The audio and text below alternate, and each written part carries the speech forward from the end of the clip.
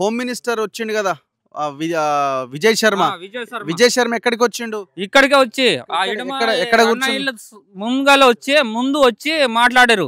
ఇక్కడేనా? ఇక్కడే చింత చెట్టు కాడికి, చింత చెట్టు దగ్గరికి వచ్చి మాట్లాడిండు.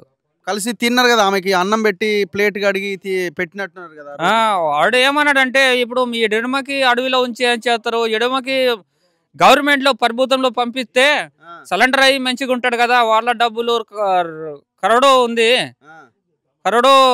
డబ్బులు, కానీ వాళ్ళ డబ్బులు వాళ్ళకి వస్తాయి, మీరు ఎంతో వ్యవసాయం చేసి బతుకుతే బతకండి కానీ వాళ్ళకి పంపియండి అని విజయ్ శర్మ వచ్చి బాగా చెప్పిపోయి ఇట్లా చేసిండు.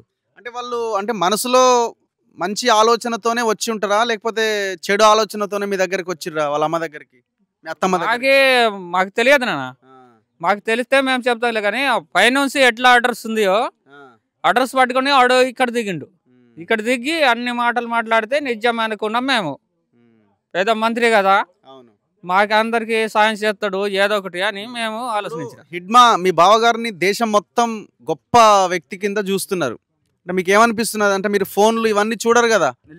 ఏం చూడరు, కానీ మేము చూస్తాం హైదరాబాద్ అక్కడ ఉండి చాలా గొప్పగా చూస్తున్నారు ఆయనని. కొంతమంది అంటున్నారు ఈయన పోలీసులను చంపిండు, లేకపోతే ఈయన దేశద్రోహి అని కూడా కొంతమంది మాట్లాడుతున్నారు.